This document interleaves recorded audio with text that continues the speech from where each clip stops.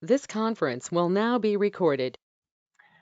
And I'd like to welcome you to the Public Library webinar, specifically for public libraries, walking us through the application process for submitting a 471 for the FCC's new Emergency Connectivity Funds process, which uses the E-rate mechanism.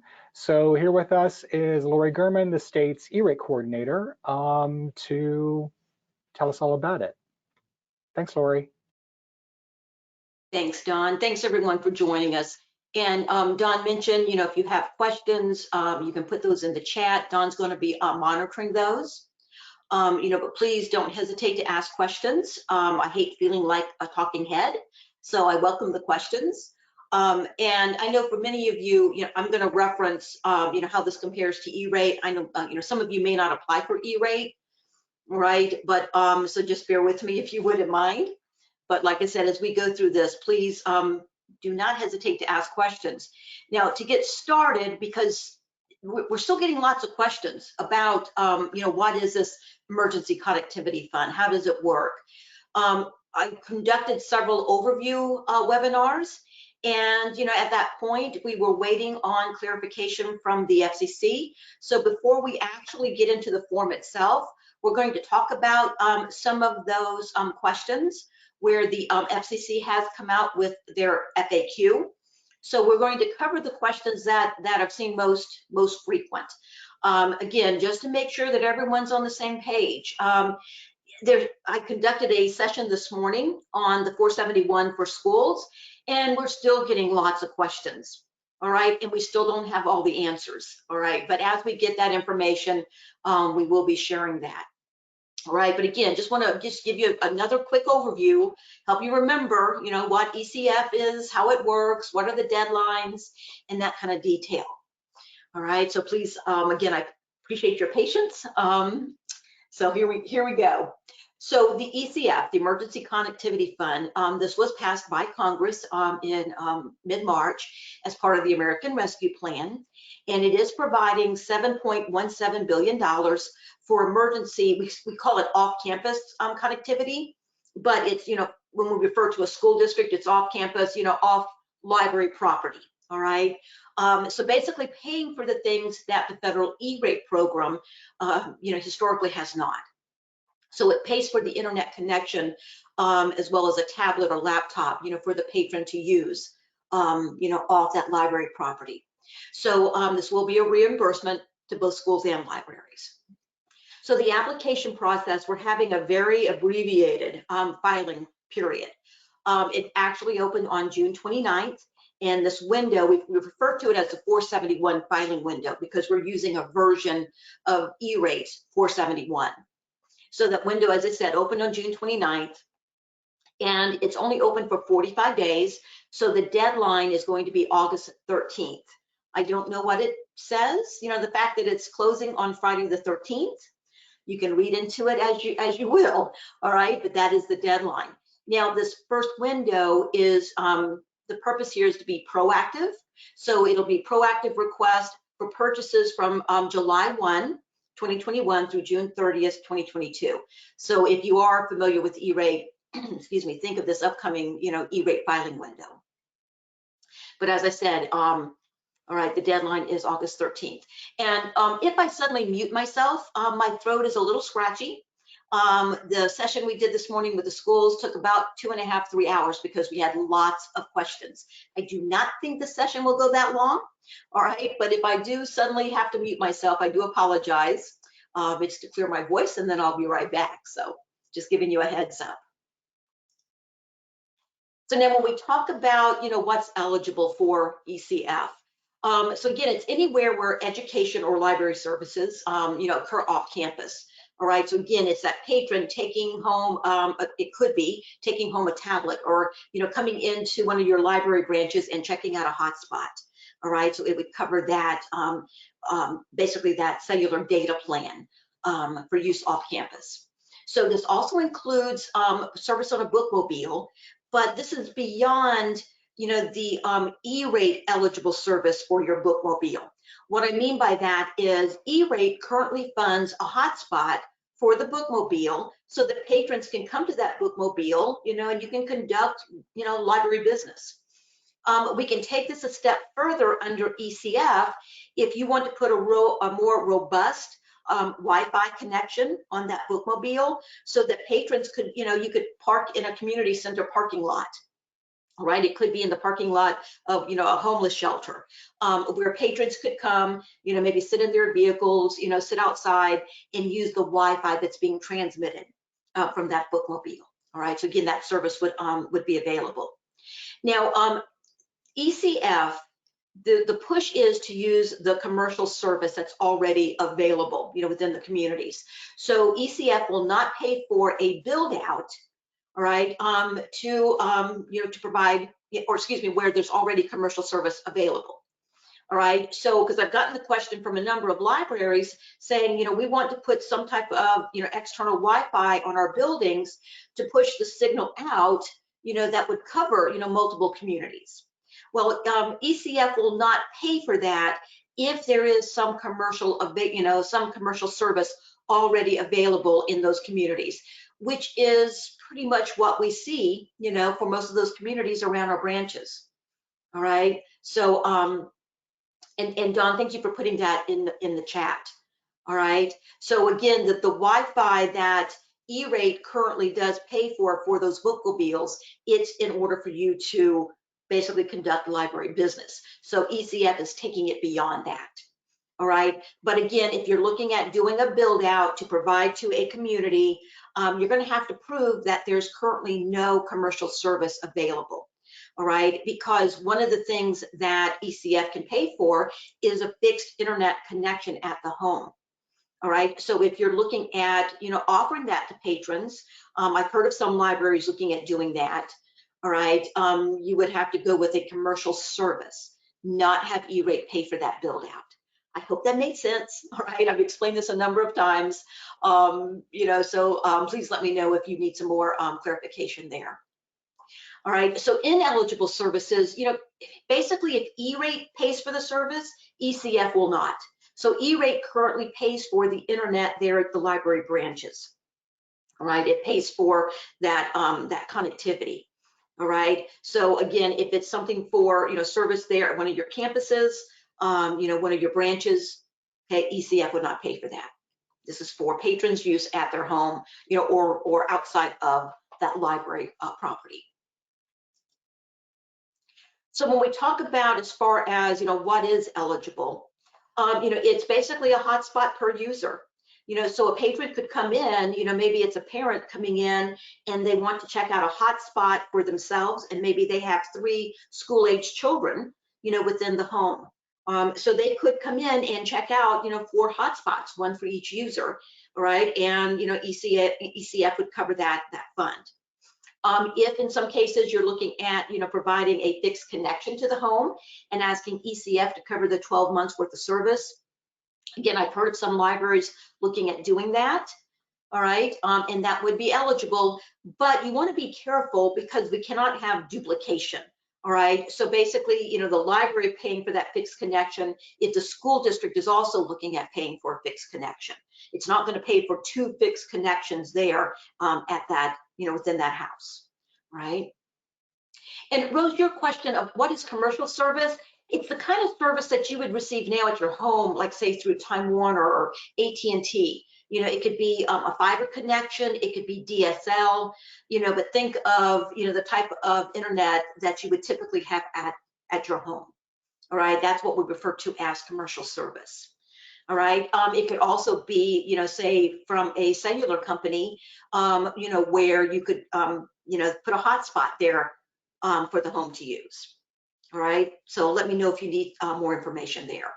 Right, if I can jump in. What this is referring to, Rose, is that you can't use ECF funds to provide fiber internet to someplace that an existing provider, AT&T, Comcast, Spectrum, indicates that they do service to.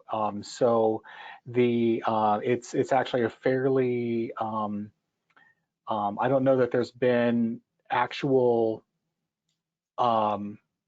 benchmarks for what qualifies as adequate service to some of these underserved areas. But basically, ECF kind of says if you can buy it from a commercial provider, if you can get it from Spectrum, then you can't use ECF funds to put in the connection.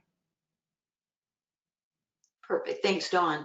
Yeah, because then I know, like in some pockets, you know, some communities, because I've heard from the school districts, you know, where there is currently, you know, no like even DSL service. You know, maybe the household is using something like a HughesNet, a satellite, you know, and if we have a good rainstorm, you know, or a snowstorm, then the service doesn't work, you know, but that's the only option. So that's what we're talking about, you know, the build out being eligible in that, you know, in that very rare case. All right. Now, the monthly recurring service cost. So, you know, if maybe your library system already has hotspots where patrons can come in and, you know, check those devices out, then ECF would pay for that cellular data plan. All right, that monthly recurring cost. So you could ask ECF to cover that 12-month period, that July 1 through June 30th. All right. So again, it will cover that service. Now, there are no minimum standards for speed or service because again, this is a nationwide program, and you know, depending on what's available around the country, that's really going to dictate, you know, those speeds. And so the FCC had said that we don't want to dictate that, because if we set the standard, there may be areas of the country that can't meet that standard, and then they're not going to be able to receive this funding. All right. So again, they're not setting those standards for us. Now, as far as equipment, if you are purchasing the hotspot device outright, now I've not seen many of these, you know, where folks are paying for, you know, purchasing that device. In most cases, the service is just rolled into, you know, you get the hotspot for free, or the service provider, you know, some portion of your monthly cost covers the cost of that device. All right. But if you are purchasing that device outright, the max that ECF will cover for that individual hotspot is $250. All right. So if you go with a more robust hotspot, you know, to hand out to that patron, let's say it's $300, that difference, that $50 would be out of pocket. But like I said, you know, most of these, the cost is just rolled into the monthly service fee. Now, if you are putting in, say, a fixed connection at a home, so the home could receive DSL, then you could also get the cost of the modem or a router, or it could be basically a combination unit that provides the functionality of both a modem and router. Now, for those level of devices, there's no cap on those. The FCC says the cost just has to be reasonable. All right, so you know, through the application process, the review process, they'll look at, you know, okay, so how much does this vendor normally charge for that device? All right, so that there's no price gouging, that, you know, because you're getting ECF, they're not going to suddenly, you know, triple their cost. It has to be reasonable. Now, laptops and tablets, those are also eligible. And again, there's no fixed speed or standard for that. You know, keep in mind, it would have to allow, say, a patron, you know, if they're taking that home, you know, to maybe do a Zoom call, you know, attend a Zoom meeting, you know, basically be capable of providing that online access. All right, so if you're looking at a laptop or a tablet, the max that ECF will cover is $400. All right, but again, if you go with a more robust unit, let's say it's, you know, $500, then that difference would be out of pocket. And then it's one device per, we say per student, it's per student or patron, all right? There's no allowance for breakage or spares. So if you estimate, here's the number of devices we think we're going to need, you cannot bump that up, say, you know, by, you know, 5% or whatever to cover for the breakage, all right? That's not allowed. And let's see, Candace, your question, can we use this for where you already have hotspots to pay the service cost? Most certainly. All right, so if you already have those hotspots, and you just want that monthly, cellular data plan covered, then yes, that would be a prime example, all right, of, an eligible service here. So, you can look at what's the number of hotspots that you currently have. Is that adequate? Do you have a wait list, for the hotspots? They're in such demand. If that's the case, then you can say, okay, we already have 50 hotspots, but based on our wait list, we need to add maybe another 25. All right, and so you're going to ask ECF to cover a total of 75 monthly recurring services. All right, so again, yes, that is definitely allowed. And as Lori gets further into the presentation, I assume we'll be talking about some of the requirements for using ECF. So you'll probably need to change some of your record keeping and your procedures for checking these out to patrons, because you will be required to keep these records for 10 years. Yes, and thank you for that reminder, Dawn. Yes, we will be talking about that when we talk about unmet need, but we will be talking about that a little further. Right now, with this, it will not cover smartphones or desktops. I don't think that's an issue because I don't see you. I know, sorry, didn't sound silly. You're not going to have patrons coming in and checking out desktops. All right, but ECF will not cover a smartphone either because it's not adequate, say for a student, to get online with that, say to attend the class. All right, so again, it's tablets or laptops. Now, the way you actually receive the reimbursement, there's a couple of ways to do this, and it fits into what we currently have with the E-rate program. All right, the first method is what we call the bear method. All right, but here it's a little bit different compared to E-rate. E-rate covers a percentage of the cost, and it's based on, the school district, how many students qualify for the National School Lunch Program. So it may cover, 70%, 80%, 90% of the cost. ECF, though, will cover 100% of the cost. So if you have 100 hotspots and they're $40 per month, all right, you do the math and it's going to cover 100% of that cost. So the first method, as far as getting the reimbursement, you can file a bear form. And you can say, okay, we've paid the bill, for the 40, hotspot cellular data plans. And then you can ask for the reimbursement. You ask basically USAC, they're the management company for the FCC, who will process, the funding request. You say, okay, this is what we've purchased, this is what we've paid, and they send you the reimbursement. Now, if this is something where, let's say you're looking at purchasing some Chromebooks, all right, or some tablets, and, it's really going to be tight to have to purchase these and then wait for reimbursement. With this bear method, we are allowed to do something which is totally different from the E-rate world. It's called a pre-reimbursement, all right? Pre-reimbursement, whatever you want to call it, where you can basically submit the form to say, here's a copy of an invoice that I've gotten from my vendor, for that equipment. Please send me the reimbursement up front. All right, and so with ECF that is allowed. So you can basically draw down the funds once you've gotten your approved funding letter. All right, so you pull down those funds, but then you are required to show that you sent it on to the vendor within 30 days. All right, again, so if you're familiar with E-rate, this is totally different from the E-rate world. All right, with E-rate, you have to show that you've already paid the invoice. All right, but this will allow us to be able to pull those funds down, before we've actually paid for them. But we do have to send the funds on in a pretty short time frame. The other option is called a SPI method. SPI stands for Service Provider Invoice.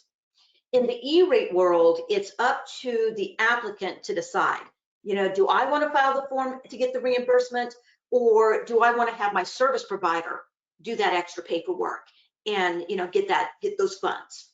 All right, with ECF, we are allowed to still use that SPI method. All right, but in this case, because ECF is covering 100% of the cost, you would need to communicate with the provider up front to say, yes, I want you to do this, this reimbursement method. And the vendor would have to give you something in writing saying, yes, I agree to do this. But if they do, then, once you receive your funding letter, and you receive the service, then the provider can file the necessary paperwork to get the reimbursement sent directly to them. All right. Again, please let me know if I did not say that clear enough. All right. If you need some more information there. But where with E-rate, it's up to the applicant to decide. All right. Here with ECF, the service provider can say, nope, I don't want to do that. I just want to send you a bill and you pay me. All right. I don't want to have to file some additional paperwork to get, to get paid. All right. It's up to the vendor to make that choice. All right. And there's no penalty if they say they don't want to file the SPI. And Jane, your question, and it's a question I'm getting a lot.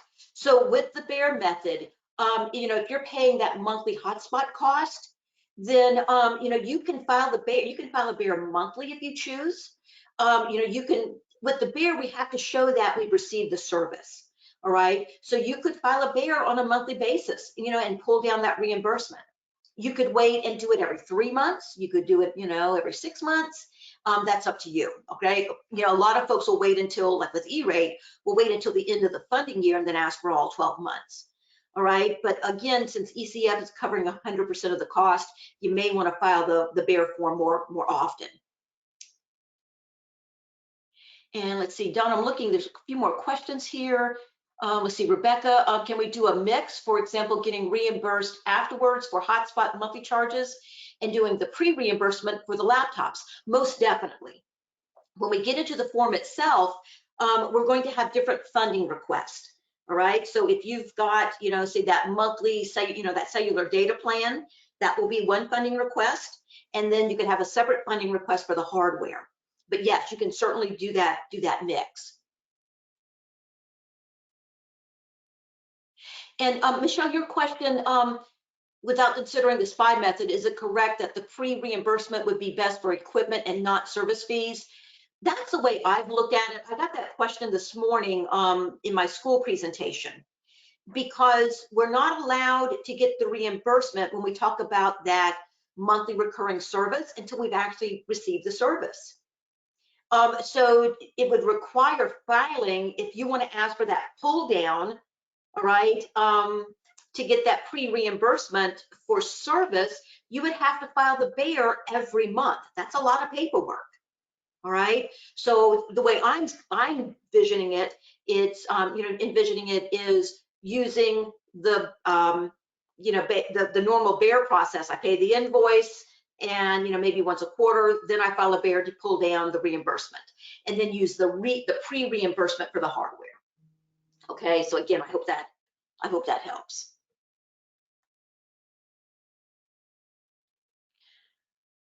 All right, so another topic near and dear to our hearts, SEPA compliance. So SEPA, the Children's Internet Protection Act, we did receive clarification in this ECF order that basically we've never heard before. All right, so this was kind of new for all of us. So with the Children's Internet Protection Act, we're being told that it comes down to SEPA applies to any computer, basically, that's owned by the school or library. All right, if you're receiving ECF or E-rate. All right, so if you're getting E-rate for your internet access, or if you file for what we call Category 2 funding for E-rate, for access points, that kind of thing. All right, that it comes down to whoever owns that computer as to whether or not it has to be filtered. So in order to be SEPA compliant, you have to filter. So if you are sending, if you're going to make tablets, laptops available for patrons to come in, check those devices out, then you have to filter. All right. And we'll also be talking here, there's some additional language that you're going to need to put into your acceptable use policy. And Don mentioned that, kind of alluded to that a few minutes ago. All right. So again, the SEPA rules, based on the clarification that we've gotten, all right, is if it comes down to who owns that laptop, who owns that tablet. All right. So again, if you're sending those tablets, if a patron comes in, checks it out, takes it home, then you have to filter that device. Now, if you're not applying for ECF or E-rate funding, SEPA does not apply to you. all right? But DEPA does not apply again if the computer is owned by the student or library patron, even if the library supplies the mobile hotspot, all right? And you're getting E-rate or ECF for that, excuse me. All right, so again, even if a patron comes in and they're going to check out a hotspot, right, to take it back and use that hotspot along with the laptop they own, all right, basically the FCC has said we cannot require that end user's computer to be filtered. All right, so it's going to come down to who owns the laptop or the tablet. Don, was that clear enough? That is for me, but I know that often taking those principles and applying it to what you do locally is very confusing. So do reach out to me. I'm don@oakland.org. If you have any questions or kind of want some verbal assurance from me about that. I want to step in because you just said it, Lori, that libraries will need to add something to their acceptable use policy. Part of Oakland's enabling language in law is that we have to have a collection of all the library acceptable use policies. So if you do change your acceptable use policy as a result of this, please do send Oakland a copy because we have to keep them. Perfect, thanks, Don. And I didn't know that, so thank you. All right, and as we get a little bit deeper, we're going to go through some of the FAQs, and we'll talk a little bit more about, you know, putting the information in your policy. All right, so again, some of you attended the overview sessions that we conducted, you know, over the last couple of months. We had to go back to the FCC for a lot of clarification, all right, because we received lots of questions, not quite sure how do we answer this. So the FCC has published their FAQs, and I want to go over here pretty quick, you know, the questions we're getting most often. All right, so when we talk about eligible equipment and services, you know, one of the things with some of the Chromebooks, there may be, you know, some license that, you know, that you need to purchase. All right, so one of the questions that we've gotten a lot is, you know, is a license to use a connected device eligible for ECF support? If you're purchasing a license on its own, it is not eligible. But if it's a license cost that's just rolled into the cost of the device, you know, it's just bundled in, all right, then ECF will cover that. But there cannot be a separate cost associated. All right, so again, that's the only way that the license would be eligible. So another question that we're getting, you know, basically, I'll paraphrase here, you know, would ECF pay for installation and configuration if you're paying you know, a third-party vendor, someone, you know, different from who you're purchasing the equipment from? And in this case, the answer would be no. If you're purchasing equipment from a vendor and there's, you know, and they're going to charge you an installation or configuration fee, all right, as long as it's from the same vendor, that's fine. ECF will cover it. But they will not allow you to purchase equipment, let's say from Amazon. So you're looking at, you know, some laptops from Amazon and then pay, say, a local computer vendor to come in and do the installation for you, you know, to basically get those laptops configured. Okay, so again, would not cover the installation in that case. And let's see, Tom, your question, looking at a management portal for iPads to reset the device between users, would that be covered? It would not. And again, I'm getting that question a lot. But again, it will not cover like learning management systems or you know, this type of management portal. All right, but good question. Now, as far as the devices, you know, when we talk about laptops or tablets, they do not have to be LTE enabled, meaning that they have basically the hotspot built in. It could just be a standard laptop or Chromebook. So a patron could come in and check out both a laptop and a hotspot. All right, so they can you know, have both devices. All right, but the laptop, the tablet does not have to be LTE enabled. So the question, are Chromebooks and iPads eligible as connected devices? Yes. But if you are looking at purchasing Chromebooks, When we look at the form, you request those as a laptop, okay? So the FCC has given us that clarification. Now, it's asking here for the initial application filing window, do the eligible equipment and services need to be purchased and received after July 1, 2021? All right, so because I've heard from some folks where maybe just because of the backlog right now, trying to get those devices, may have gone ahead and placed an order, all right? And that was fine, all right? But equipment and services can be ordered before July 1, but they cannot be received, delivered, or paid for before July 1. Someone on the school call this morning, they had ordered and paid for in mid-June, just 2 weeks ago, basically some Chromebooks. They went ahead and paid for them. They've not received them, and they're not sure, maybe a couple of months before they actually receive them, but they paid for them before July 1. Unfortunately, ECF will not cover those. All right. So again, you could have ordered them before the July 1 date, but you could not have received them or paid for them prior to that date. It was tough giving that answer.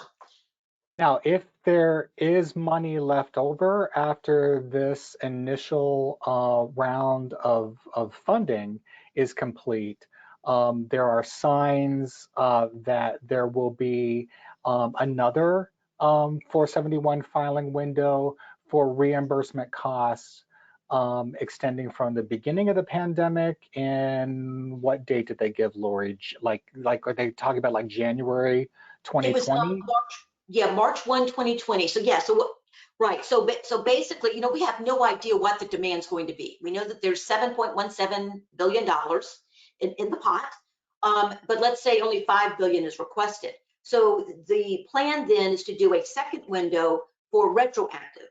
All right, and so in that case, it would go back to March 1st, 2020 through June 30th, 2021.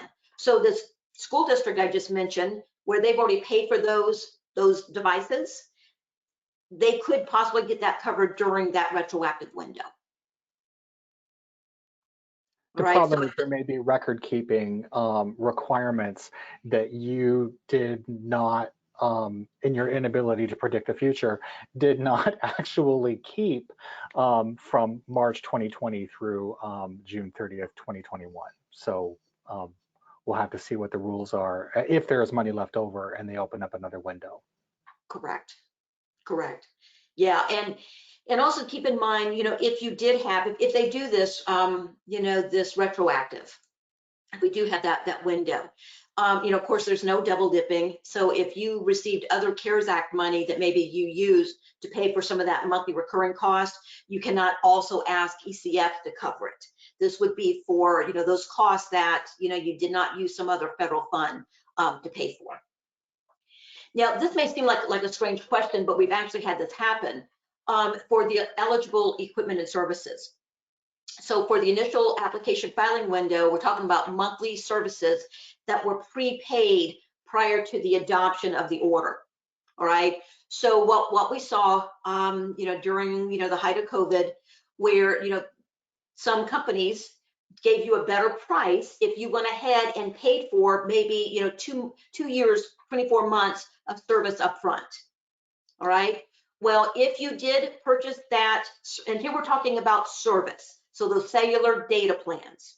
So you may have gone ahead and paid out of pocket, for these upcoming 12 months, but there's been no other funds to pay for that. Okay, you had to take those out of pocket. All right, so in this case, because it is a service, you may have paid for it up front, but you've not actually received the service yet. All right, I know this sounds kind of crazy, but because if you've not received the service yet, you can go back and ask ECF to cover that monthly recurring cost for services from the July 1, 2021 date through June 30th, 2022. Here again, we're only talking about that monthly recurring service, those cellular data plans. All right, not hardware, not equipment.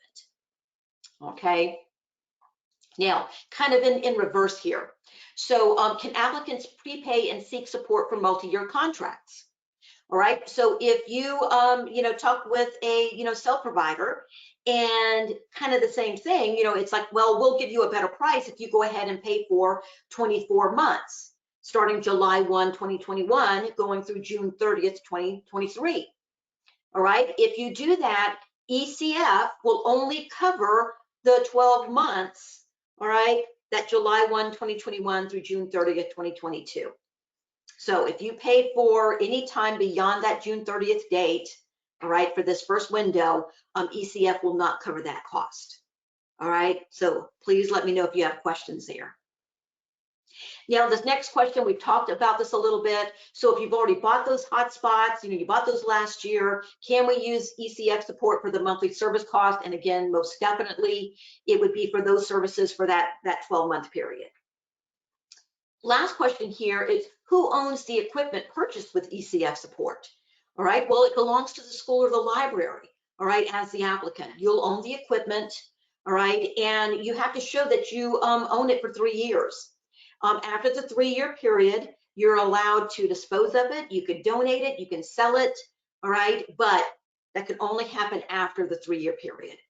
Now, of course, there are going to be those occasions where a patron will come in and, check out, say a laptop, and they never return it, all right? Then you would need to make note of that in your inventory, all right? And I know those kinds of things already happen, all right? But again, you would want to make note, this ECF funded laptop, serial number, whatever, was not returned. It's a lost piece of equipment. So if you were to get audited, you can account for that device. Okay, unmet need. This is a huge talking point for schools, but for libraries, it is a little bit easier. All right, so when we talk about, how many hotspots do we need? How many, if you're looking at asking for, the laptops, the iPads, it's, you can estimate based on the current demand, how many hotspots do you currently have, within circulation? Is there a wait list? So you can use that to come up with an estimate. We currently have 50 hotspots, but we constantly have this wait list. So, we need to increase that. Maybe we need to add another 25, maybe we add another 50. All right, but you can look at that current demand to estimate how many you think you're going to need. Whereas schools are required to go out and survey, basically the household, survey the parent or guardian. Libraries are not required to do that. But I did highlight here in red, and again, this is what Don and I were just mentioning. So there's no such data collection requirements for libraries to estimate the unmet need for library patrons. However, both schools and libraries must certify that they're seeking support for eligible equipment and or services, all right, for a library patrons that would otherwise lack adequate access. So this is where you're going to need to add that statement in your acceptable use policy. It could be a separate sign off, however you want to cover that, all right? But basically when a patron checks out a hotspot or a laptop, they're saying, yep, I'm checking this out because I need it, all right? Otherwise I'd lack access. Okay, so again, this is a requirement and you need to keep that documentation as Don mentioned. All right, but again, no other, surveying patrons or whatever. All right, Don, did you think that adequately covered it? It did for me. Okay, good, good. In my brain, trying to switch gears, explaining this to the school community versus to a library community, since the requirements are a little bit different. I don't want to, skip over anything here. Michelle asked, does it need to be an acceptable use policy and a sign-off form?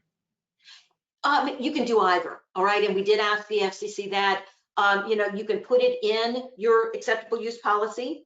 And then, as a patron comes in, maybe have them sign off to update that acceptable use. And once they've they've signed a new version of the acceptable use policy, they would not have to sign off again. All right, or you could use it as, you can basically have a separate form. That's your choice. All right, but again, and then have that documentation that you can refer to.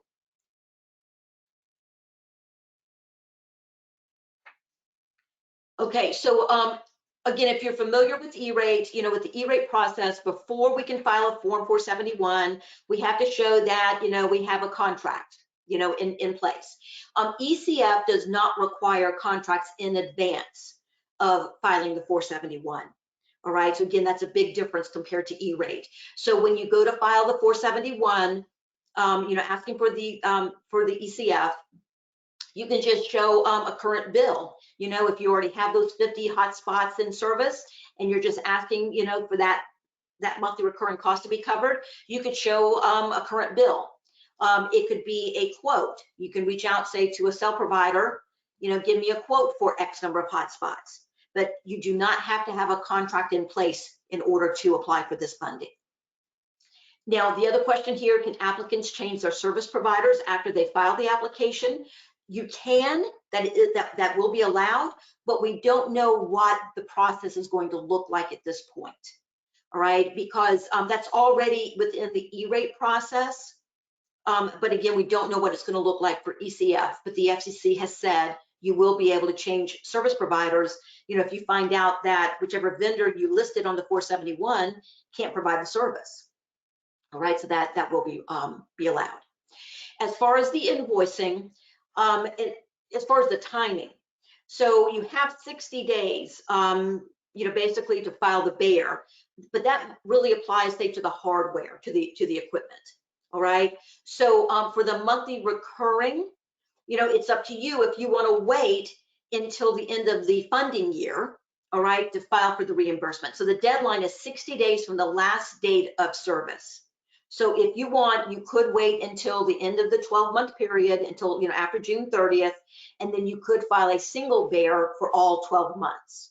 All right, but again, the deadline is 60 days from the last date to receive service, but when it's that monthly recurring, we're using June 30th as, you know, as the absolute last date. Okay. Last question here under invoicing, can applicants prepay for a year of service and seek reimbursement as soon as they have a funding commitment? You cannot, all right? Here we're talking about service, not purchasing, you know, the equipment. All right, so you cannot prepay for the full 12 months, and then let's say in September you get your funding letter. So you could not file a bear to say, okay, USAC, send me all 12 months of this, you know, cellular data plan cost. All right, you would have to wait until you receive the service.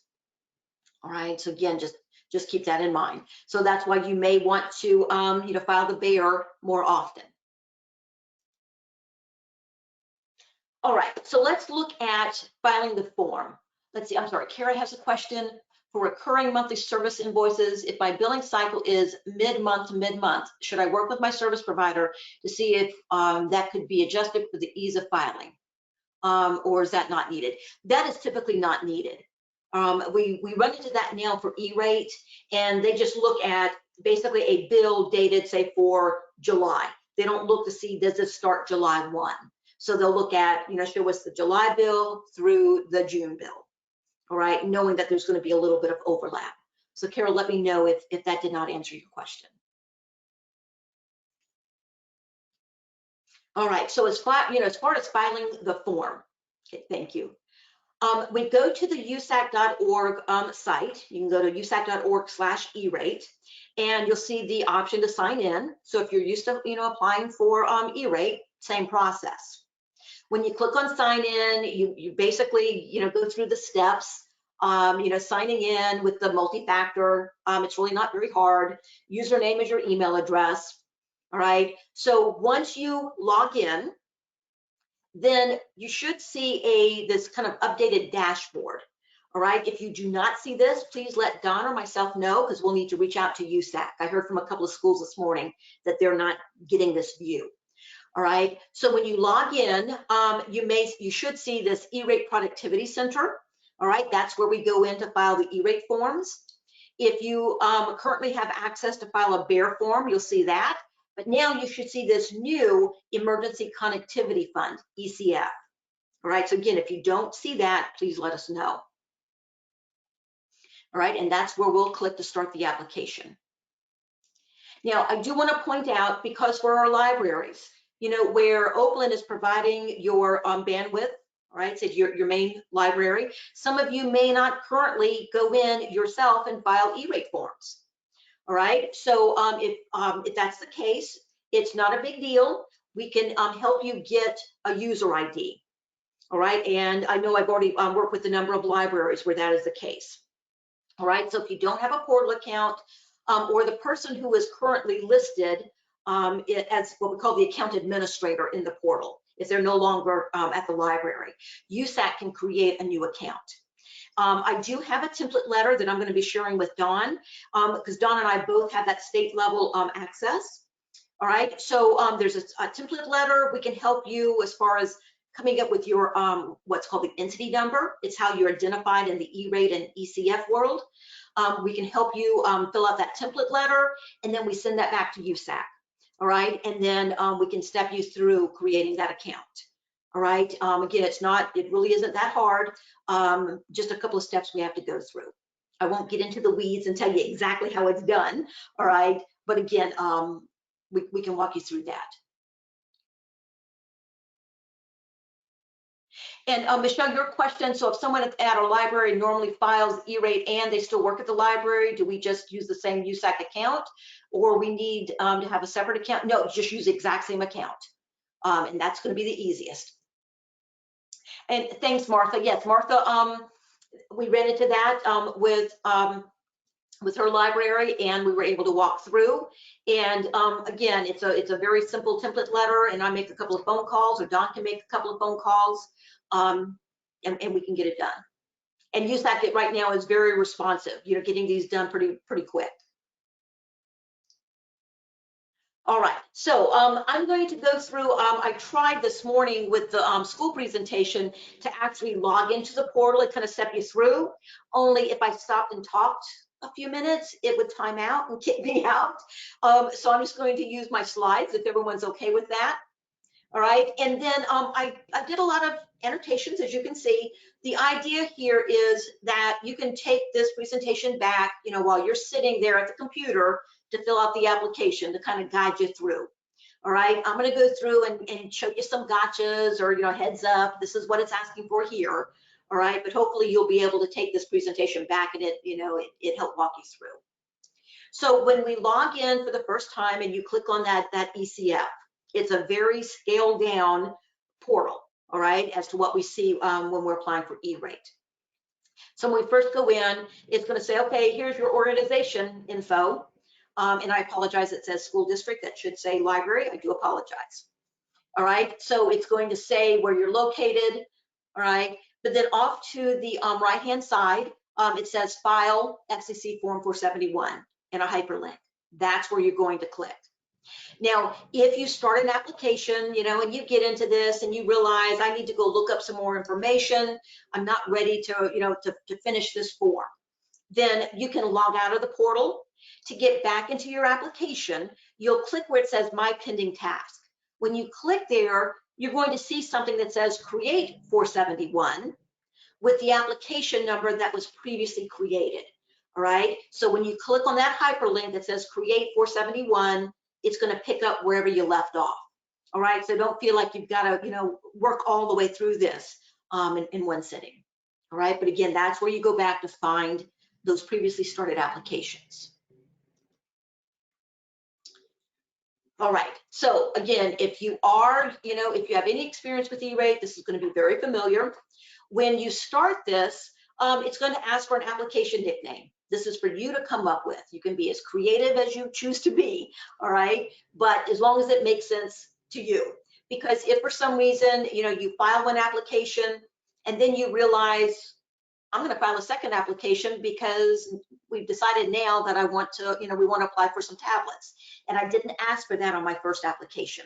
As long as you're within that, that August 13th deadline, all right, you can have multiple forms out there. So make it a nickname that's going to make sense to you is my point to all of that. All right, so here I just called it my FY 2021 ECF application. Then it's asking, are you the main contact? Yes or no? When you answer yes, it's going to pull your contact information, whatever's listed in the portal, right? So if you're logging in as someone else at the library, all right, you're logging in using somebody else's account, it's going to populate their contact information. So just a little heads up there. And then underneath that, it's asking for any holiday or summer contact information. This is a biggie for our schools, where a lot of them are closed over the summer. For our libraries, not so much the case. All right. So, if you're going to be away, maybe you're lucky enough to get to go on vacation this year. All right. If you want to provide, some other type, some other contact information, you can do that. It's not a required field. All right. But the easier, that USAC can contact you to find you, all right, that you can go in and answer questions, the quicker your application will get funded. All right. So again, it's up to you if you want to add that additional contact info. All right. So then we just click on Save and Continue. Then it's going to come back and say, okay, here's some information, just some summary about your library system. It says, if you've included the square footage of your libraries, square footage really doesn't apply here to ECF, but it's still shown. But then really important here, it is showing whether you're in an urban or rural. All right, if you're a library system, whatever's the majority, or you're an urban or rural location. Toward the end of the presentation, we'll talk about when that really comes into being important. All right. So again, nothing that you can change or on this page. All right, just click on Save and Continue. All right, so this is where we get into the meat of things. All right, we start adding our funding request. Now, keep in mind when we get into the funding request, if you are asking for that monthly, cell plan, that data plan, and you're asking for, for maybe some, Chromebooks, all right, even if it's coming from the same provider and it's all on the same quote, the fact that you're asking for both service and equipment, that's going to require you to create 2 different funding requests. It's very easy to do, all right, but it's going to require you to split those costs, all right? But again, it's pretty easy. Now, this last piece I want to point out, heads up, with E-rate, service providers have to go through some additional forms and get what we call a SPIN, a service provider identification number. SPINs are not required for ECF. So you can go to, maybe there's a local computer vendor in town, they don't participate in E-rate, all right? But you could purchase that eligible equipment from that local vendor. They're not going to have to file any additional forms to participate, all right? So vendors are not required to have a SPIN for ECF. All right, so we're going to start by adding that cellular data plan, all right, that service. So I'm going to click on the button where it says Add FRN. All right, then it comes back and says, okay, give me a nickname for this funding request. So here I just named it my cellular data plan / hotspots. All right, again, user defined. But for the service type, this is where we click on the pull down and we have to indicate, is this for a service or is this for equipment? All right, so again, we have to choose there. So in this case, I'm saying this is for a service. All right, then it's asking basically, how are you buying this? All right, is this a contract or non-contracted? Now we ask the FCC, you see tucked there in the middle, it says tariff. That does not apply here. We asked the FCC to remove that. They did not, so just ignore it.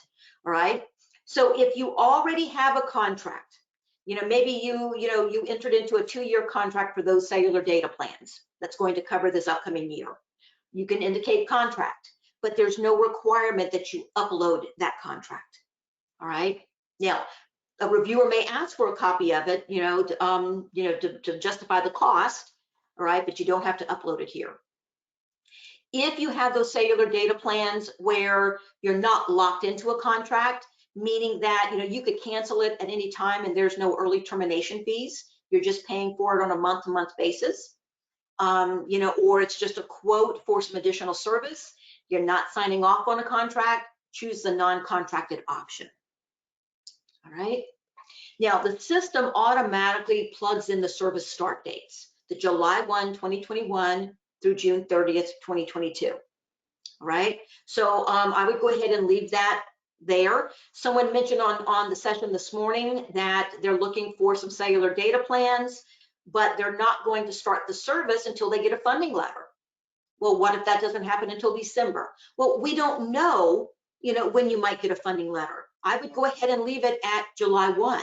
So you may be asking for, more funding than what you wind up getting reimbursed for, and that's okay. All right, it's better to be on the safe side and go ahead and put, leave it at the July 1 date. All right, please let me know if I did not explain that clearly.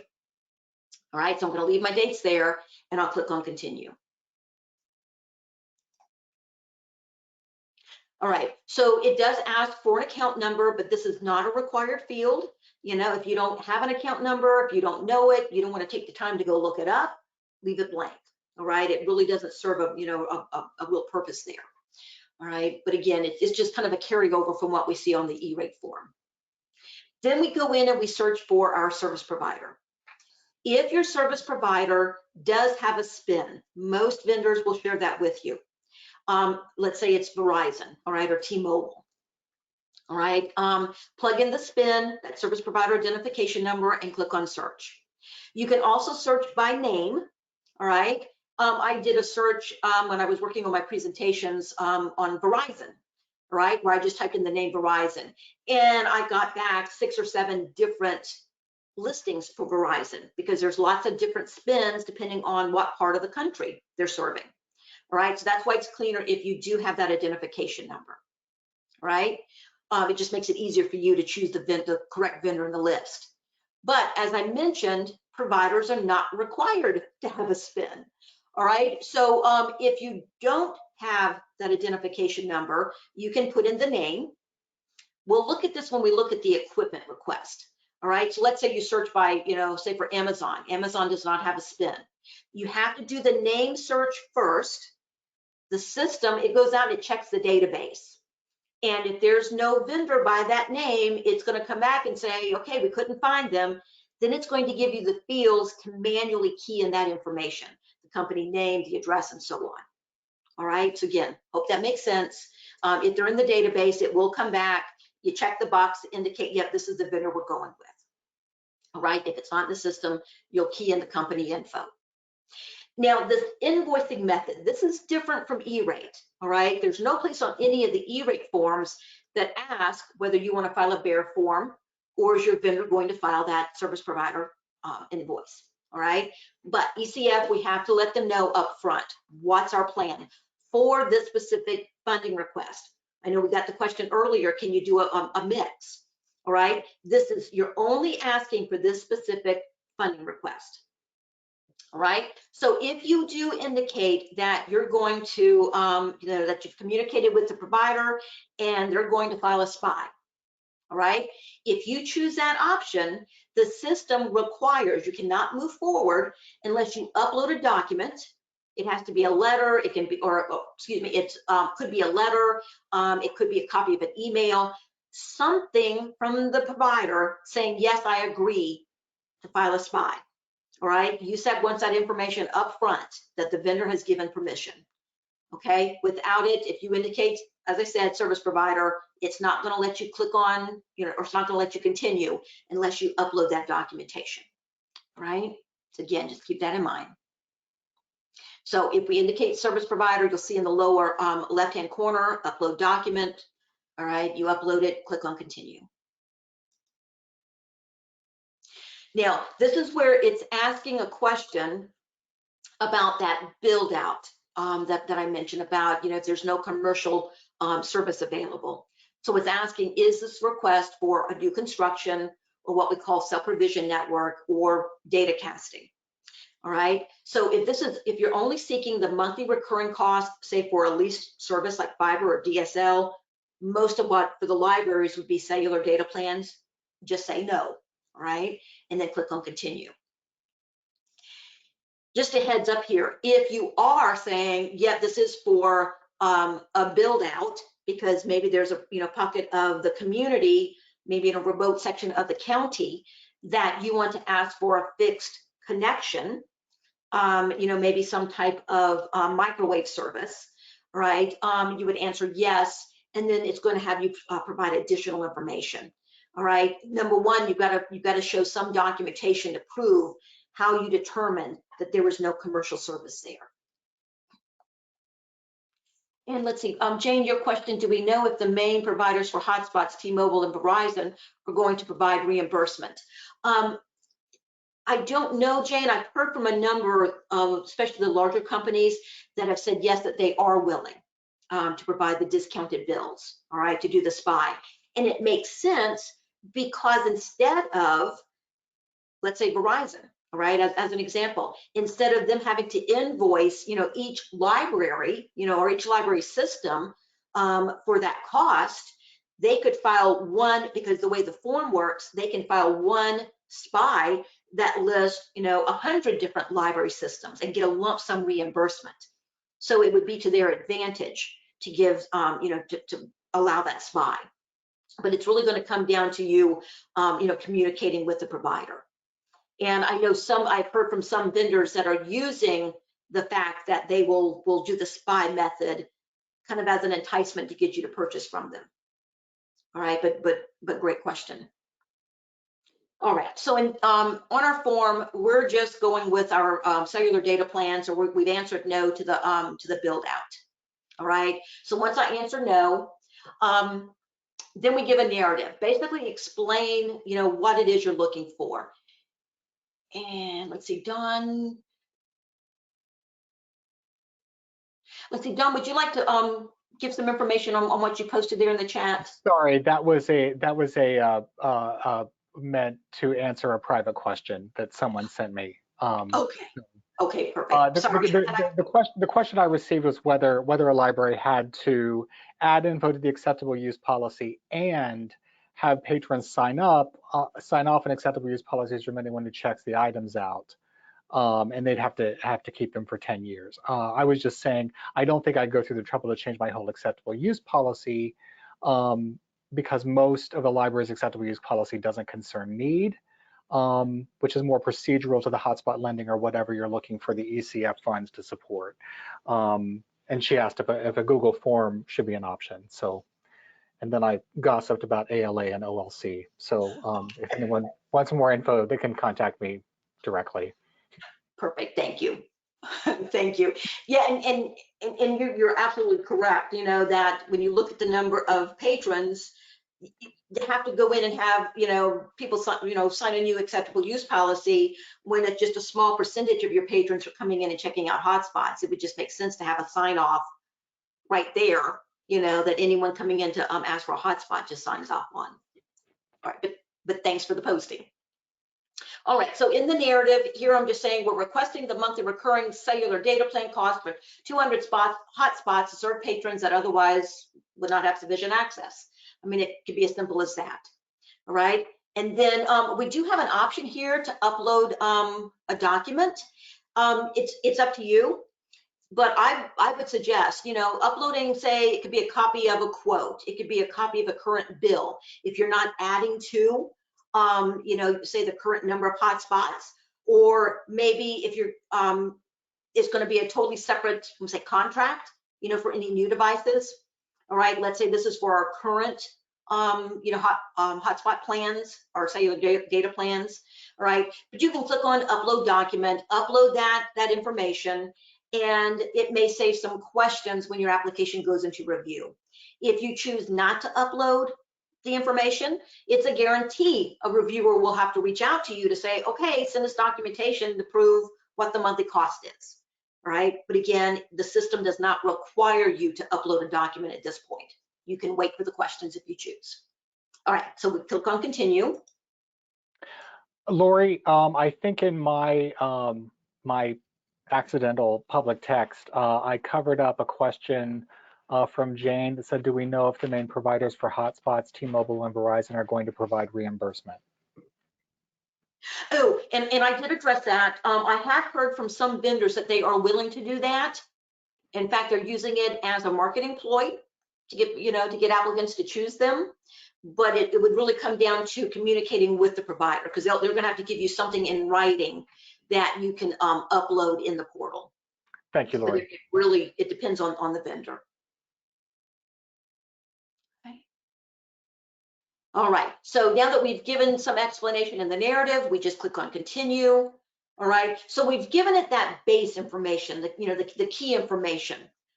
But now we still need to say, well, here's the number of devices, here's the cost, here's the speed, that kind of detail. All right, how many months of service we're wanting this to cover? Do we want it to cover all 12 months? All right, so we add what's called the line item detail. Okay, so this is taking us into what I refer to as part 2. All right, so I'll click on, because it says you don't have any line items yet. I click on add. All right, so now this is saying, okay, well, what type of connection are you asking for? Remember, this application, it's the exact same application that schools will be using as well, that every applicant in the country who's applying for ECF. So it's trying to capture, from lots of different types of applicants. So we start out by clicking on the pull down. We see a series of those across the top there. So we start by, indicating the type of connection. So when I click on the pull down, we see, DSL. Is there a separate installation or, configuration cost? Is this for a microwave? All right. If there's that pocket of the county where there's no access and I want to do that build out kind of thing. The mobile broadband, that would be the cellular data plans. All right. Any taxes, if the taxes are separate, broken out, you could ask for that as a separate line item, all within the same funding request. All right, but a separate line item. So here, because this is for my cellular data plan, I chose mobile broadband. Underneath that, it's asking, is firewall service included? If you're not sure, check with the vendor. If in doubt, say no. All right. Then it's asking for the speed. So if, in this case, let's say I'm looking at a 4G or it could be a 5G, hotspot. And we know that at a 4G or 5G, it's not really, 4 gigs, all right, but answer it to the best of your ability. So what's the upload speed? What's the download speed? I just put 4 gigs for both, all right? And then, when the reviewer looks at a copy of my bill, they'll be able to see, clearly what it is I'm asking for. Do your best as far as answering those questions. All right, so then it's asking, okay, so is there a monthly recurring cost? Well, this is my, my cellular data plan. So I'm looking at this, and let's say it's $40.20 because maybe the taxes are showing kind of bundled in. All right, so I'm saying for each service, for each hotspot, it's $40.20, and I want 200 of those covered. Then it says, well, how many months of service? I have to manually key in the number of months. This is not like the E-rate form where it's going to look at the service start and end date. All right, you have to manually key this in. I did get a question from a library just the other day where they were using some other CARES Act money that basically is paying for their cellular data plan through August. They've already done a prepay and it covered it through August, but they're asking ECF to cover from September 1 through June 30th. All right, so that's an example where you might want to adjust the service start date. And then in here, I'm going to say, I just want 10 months covered. All right, so again, how many months are you asking ECF to cover? Then it does ask, are there any one-time cost? Let's say if there was a separate cost, for installation, you can either show it here or you can do a separate line item. All right, here I'm showing it as a 0 one-time cost because the way it's quoted, maybe I've got another line item I'm going to add. All right, so if there are no costs, just be sure to put in zeros. The system won't let you leave those blank. Now, also, just to make a point here, when we talk about the months of service, even if maybe this is a new contract and you're going to prepay for 24 months, all right, the max that you can ask for ECF for this round is the 12 months, all right, that July through June 2022. All right, so once you have that in there, the system does the calculation. So we're asking ECF to cover $96,480, and we'll click on save. All right, then it comes back and says, okay, you've got this line item. So if there is another cost that's part of this funding request, in my example, I came up with, what if there's like a $15 configuration cost per hotspot? All right. So because that's a separate, cost that's being shown on my quote, I'm going to click on add, and I'm going to add a second line item to cover that piece. All right, again, it's not something you're required to do. Just look at how the costs are broken out.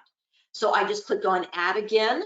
All right, and then when I clicked on the pull down for the type of connection, in this case, I chose installation, activation, and configuration. It still asks for the speed. I just copied whatever I did for the other line item, so 4 gigs. All right, and then because this is a one-time cost per unit, all right, I put zeros in for the monthly cost, but under one time I put $15 times my 200 devices. All right, so please let me know if that did not make sense to you. All right, and then I just click on save.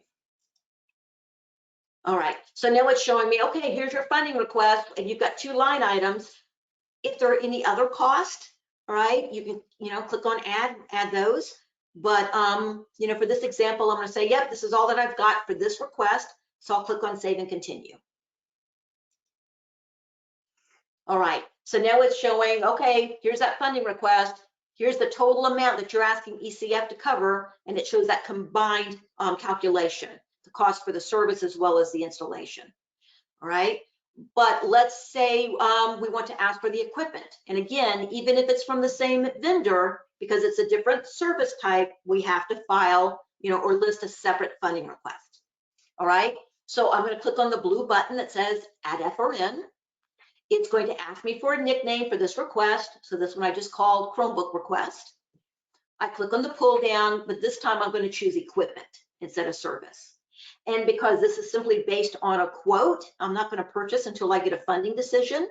All right, so I'm just using that quote. I'm going to choose non-contracted, all right, as to how I'm going to purchase. All right, now the dates, again, because we're not sure when we're going to purchase these, during that 12-month period, I'm going to go ahead and leave the dates that July 1 through June 30th. And I click on continue.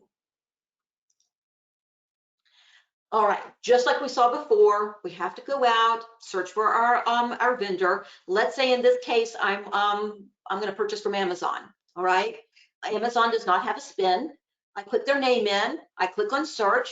The system comes back and says unable to find your service provider. Please enter their name and address below.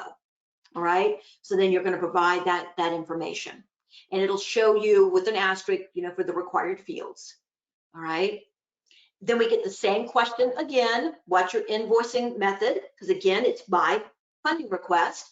In this case, maybe the vendor has said, no, we're not going to, we're not going to file a SPI. We're not familiar with that. We don't normally, participate in the E-rate world.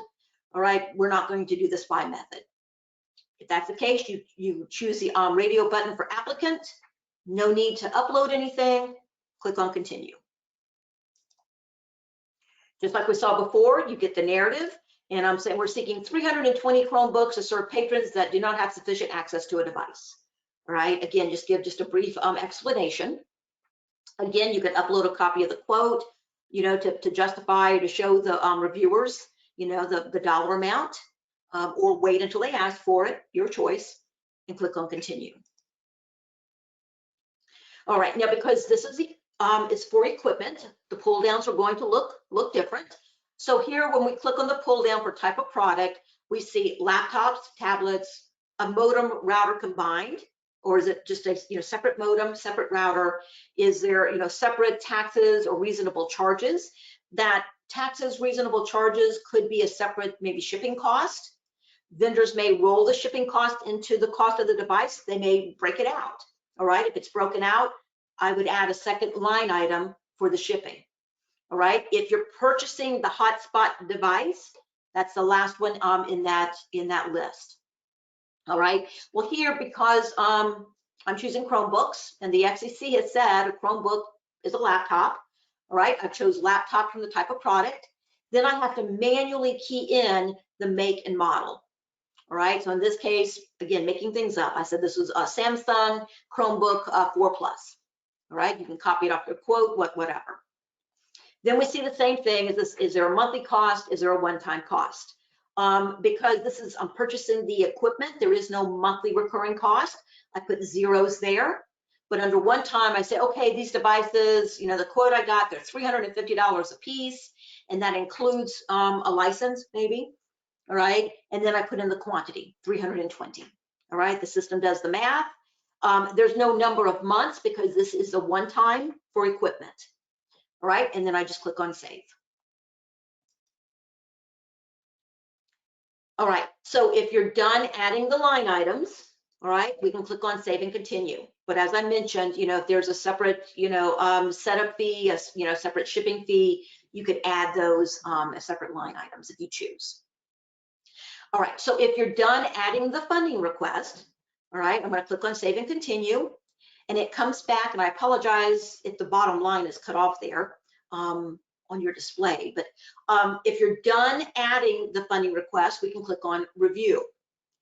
All right, but let me show you though, if you need to edit something, because it is a little bit different when as compared to E-rate. So we see our two funding requests. So if you realize that maybe you keyed in the wrong quantity or the wrong cost for the cellular data plan, all right, we check the box to the left-hand side. When we do that, to the left of the funding request, when we click the box, then edit FRN will become highlighted. So let's look at that, and then we'll look at the review steps. All right, so I check the box to the left for the cellular data plan, and then I click on edit. Once I click on edit, it's going to show me one screen at a time, all that stuff we just looked at, all right, the key information, what did you put in for service provider, the narrative, all right, and we just keep clicking on continue, make any corrections, all right, and then it takes us to that, that line item detail. All right, so once we get to the line item, we have to check the box again to the left-hand side and then edit, and then it's going to show you that screen we just looked at with, what's the monthly recurring cost, what's the speed, what's the quantity. So you can go in and make any of those corrections. All right, like I said, it's just it's pretty easy once you get into it, but just a little bit different from the E-rate form. All right, so if everything looks good, we're ready to review the application. All right, so let me go back a screen here. So if we're ready to do that review and get it certified, we click on that blue button, Review Fcc Form 471. All right, and then it's going to show us basically our application. It's referred to as a 471 record with the application number. And I strongly recommend, click on that, go back and look at it, make sure everything is correct. All right, if it's, if you look at it, everything's good, then you have the option to either continue the certification, meaning that you have rights in the portal to certify on your library's behalf, or you can click on what's called send for certification. If you want to send it off, maybe you're the IT person for the library system, but you want to send this to maybe the director or your fiscal officer to certify. When you click on send for certification, if either one of those or both of those individuals have an account in the portal, they'll get an email to go in and finish the certification. All right, but again, they would have to have an account in the portal.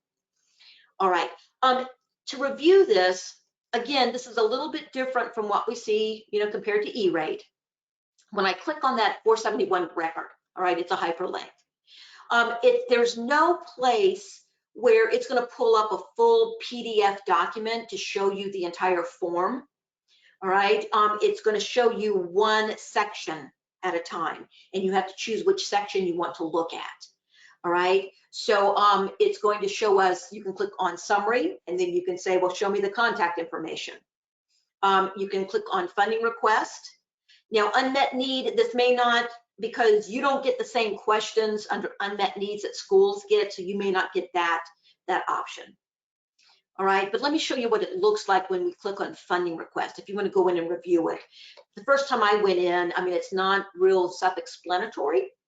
I had to do some clickings and play with it. All right, so when I click on the section called funding request, it says, okay, there's two funding requests. If you want to drill down and look at the detail, you have to click anywhere on that row for that specific funding request. There's nothing on the screen that tells you to do that. All right, so you would come up and you would click on anywhere on that row, as I mentioned.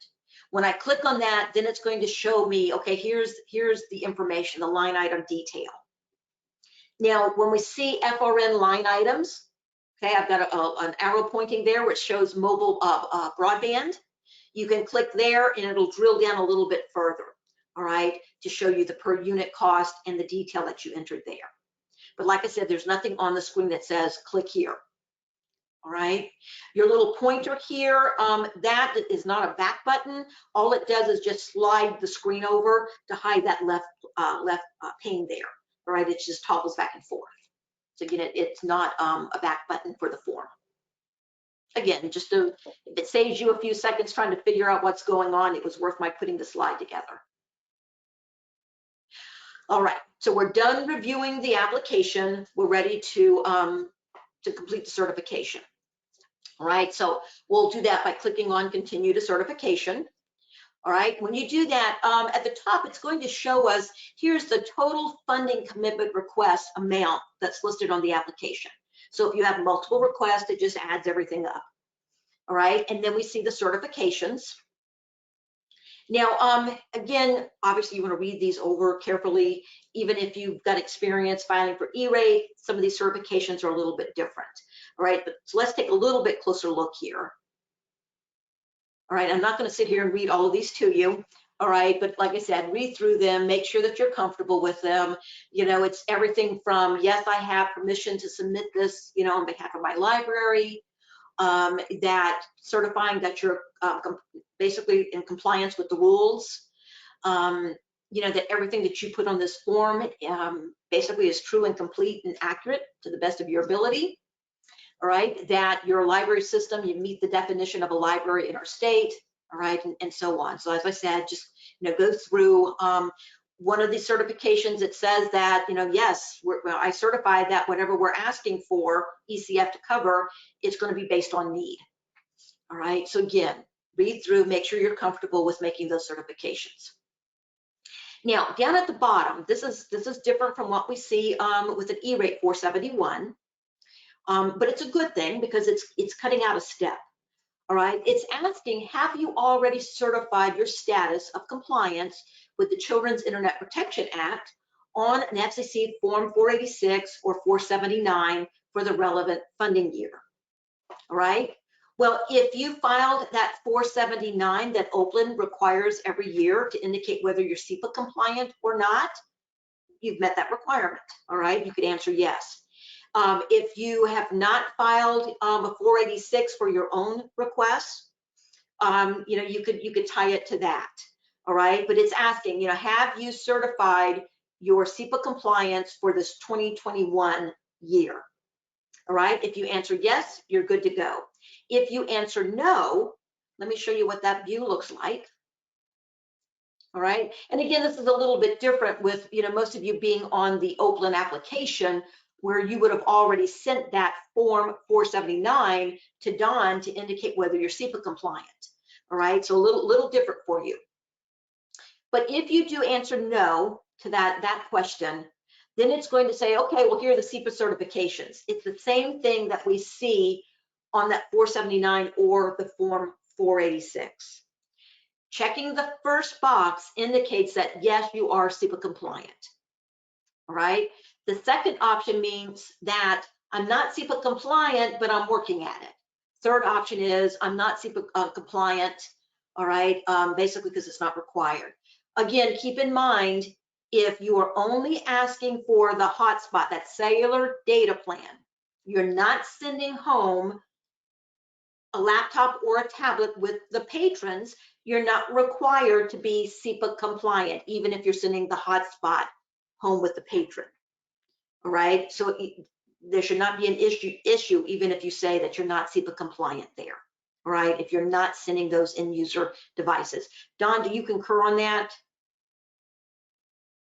I do. I was just about to kind of send to the rest of the Oakland staff my kind of satisfaction that you have stated so boldly what you and I have been working for the past month to ascertain. So that's great. And okay, I said this comment to, I don't mean to sound rude or whatever, but I said this to a lot of my school applicants.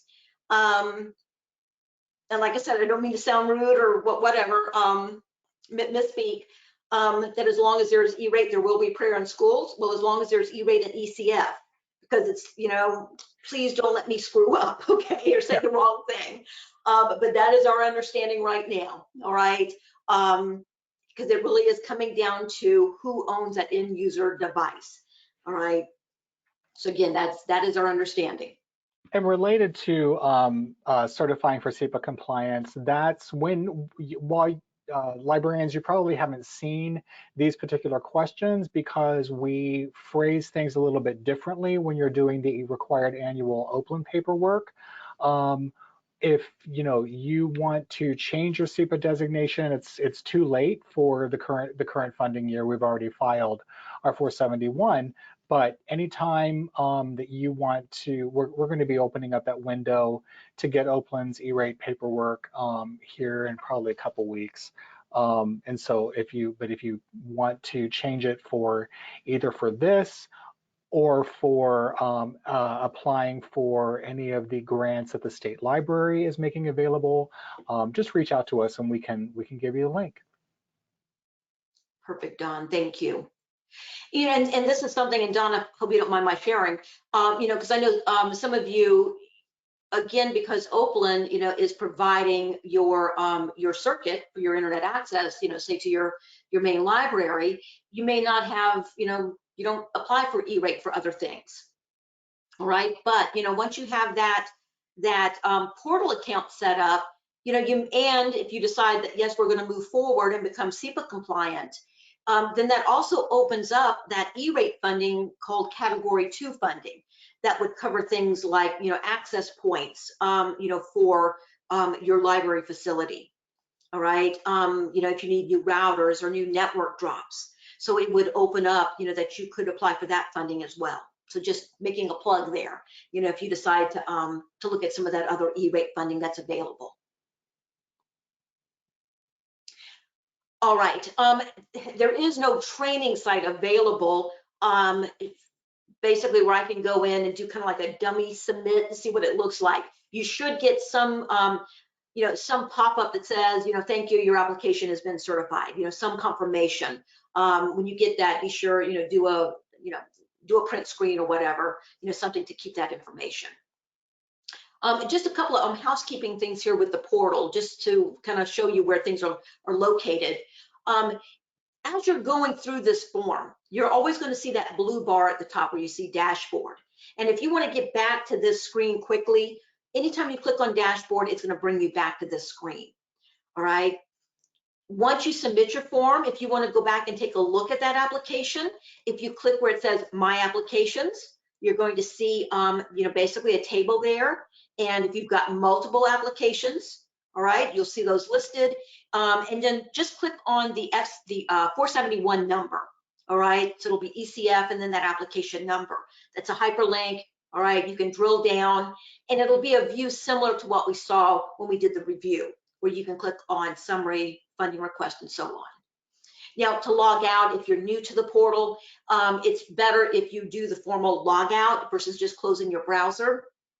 So if you click in that upper right-hand corner on the silhouette, click one time, and then you'll see the option to sign out. All right, it is a question that I get from folks saying, how do I get out of this thing? All right, so again, that's the clean way to sign out. All right, so again, so you know where things are found. All right, so just a few things here as far as next steps. So the way this is going to work, because there's no limit on what folks can ask for. I mean, we have limits. We know that, say a laptop or a tablet, won't get covered more than that $400, right?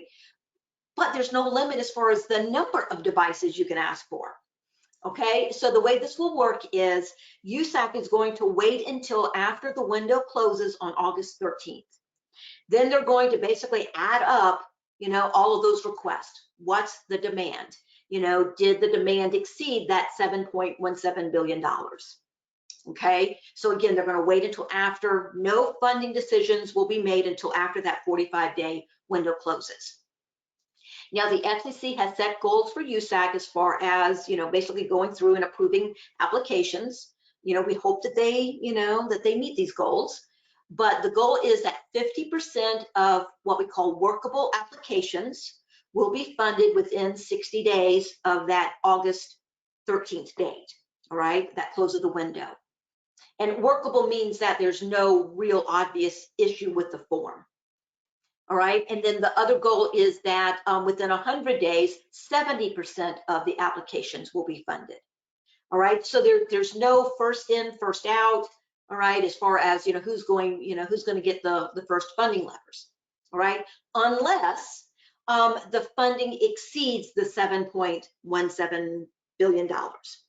Okay, so the way this is going to work, if the demand does exceed the amount of available funds, then they're going to basically, while ECF will cover 100% of the cost, they're going to use your E-rate discount percentage basically as a prioritization score, all right? So they'll start at the highest discount rate, all right, the highest score, and work backwards. But here's a little extra bump here. If you're in a rural location, then let's say you're at a 90% discount rate and you're in a rural location, then instead of being a 90% score, you'll be scored at 95%. If you're in a rural location and you have a 70% E-rate discount rate, then your prioritization score will be 75. All right, so they're giving priority to the rural locations. Now, if you've been involved in E-rate for any length of time, you might remember the old, what we call the old priority 2, for that connectivity hardware where there were no caps, so, and they would start at the highest discount rate and work backwards until they run out of funding. If that demand exceeds the 7.17, that's what this could turn into, all right? The only thing that we know for sure is that if you don't fill out the application, you're not going to get the funding, all right? So that's where I'm encouraging, that if you are applying, if this is something you're already paying for, like the cellular data plans, no harm, all right? It doesn't take that long to fill out the form, all right? The only thing we know for sure is if you don't submit the application, you're not going to get the funding. All right, so I get it is worth a try. So again, this is what that the priority looks like. All right, this is just using the E-rate discount matrix. So like I said, if you're in a rural location, you're going to get that 5% bump. So if you're at a 75% score, then you're 5th in line, all right, to get funded. All right, so again, that's how it's going to work. Now, we mentioned this, and I'm probably getting ahead of my slides, but let's say the demand is only 5 billion. Can't believe I'm saying only 5 billion, but then they're going to look at doing that second window for the retroactive. All right, and we'll talk about that. Now, we've talked in length about the reimbursement process, but remember the deadline is 60 days from the purchase or last date to receive service. So if you purchase, you get the invoice, you purchase those, or you've received those laptops, the tablets, you have 60 days basically to file the bear form. That's the deadline. If it's for that, what we call monthly recurring, the cellular data plans, it's 60 days from the last date to receive service, which is June 30th. So 60 days from June 30th. All right. Now, when we file the paperwork, if you're going to file the bear, all right, not the service provider doing the SPI method. If you're filing the bear form, you need to expect that USAC is going to ask for an invoice, all right, to make sure that you purchased and you paid what you said you were going to. Okay, so again, that's kind of a standard process in the E-rate world. Now, one other piece here, because of the way the money is flowing from the Treasury, these being federal funds, that in order to get the reimbursement, you do need to register at sam.gov. Now, many of you may have already done that because some of the other federal funds required it, all right? But if you go to sam.gov, they actually just changed the site a couple of weeks ago. You can search to see if you have that SAM code out there, but just a heads up, you have to create a user account now just to be able to search. All right, I went in and created an account. I did not have to give up my firstborn. It was pretty easy to do. And I'm sure my son, Nick, greatly appreciates that. All right, but it was pretty easy to set up the account. And then you can go in and you can search, by your library system name. You can search by your Dun & Bradstreet number, all right, to see if there's a code out there. If not, I would suggest go ahead and start the process, to get that code, because funds will not be reimbursed to you until you have that code. Now, one other piece though, if you are doing that SPI method where the vendor's going to file the paperwork, because the money's being sent to the vendor, no SAM code is required there for you as an applicant. All right, so again, let me know if you need clarification there. All right, so as I mentioned, this possible additional filing windows.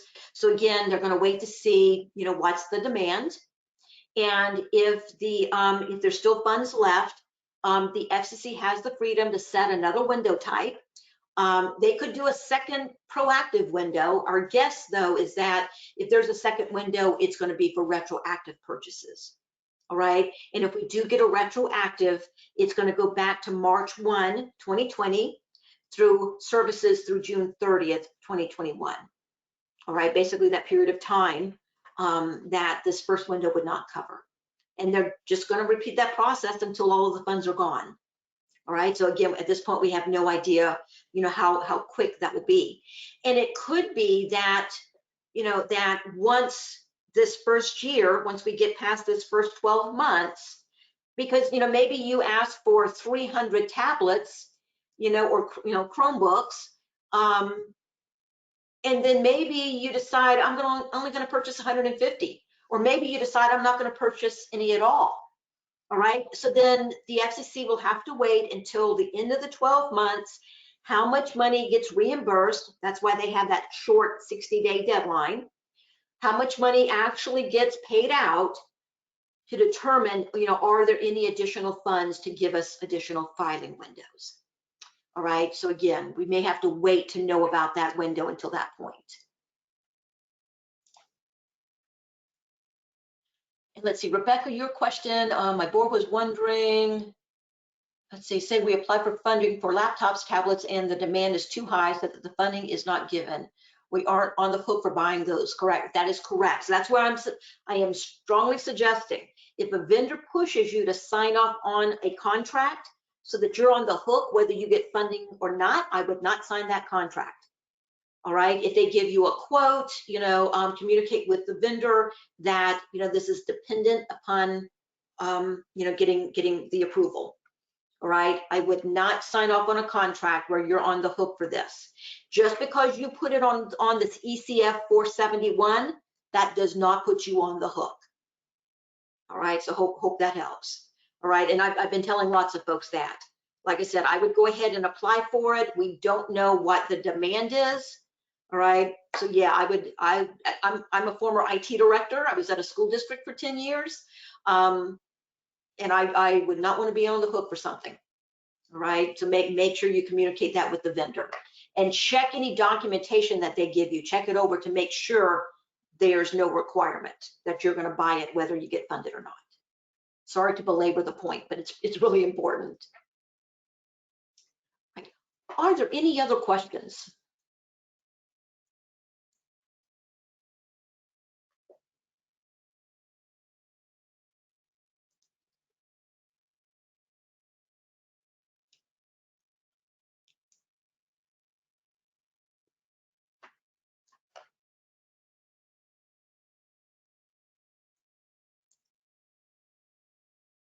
All right, I'll give folks a few minutes if you're typing in a question. Oh, there's Martha's.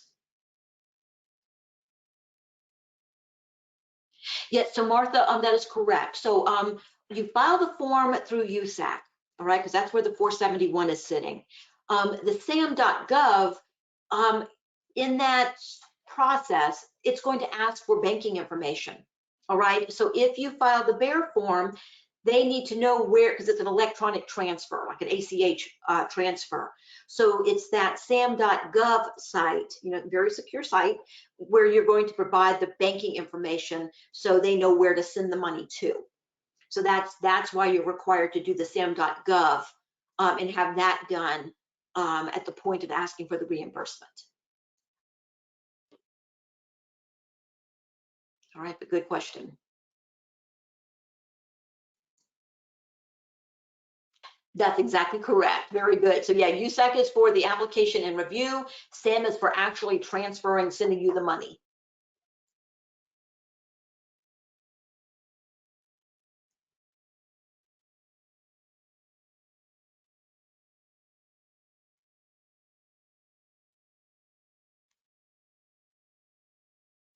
All right, and again, some of you may be typing in questions.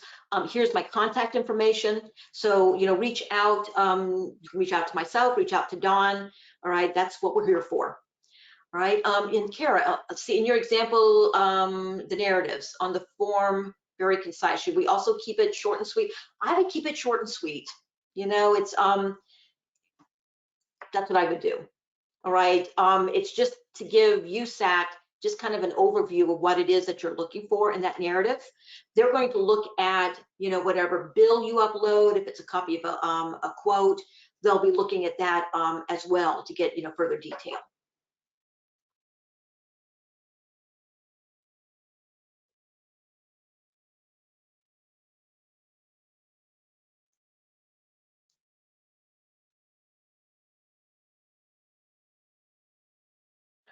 Okay, I'm going to go ahead and stop the recording, but we can hang out for a little bit if there are more questions.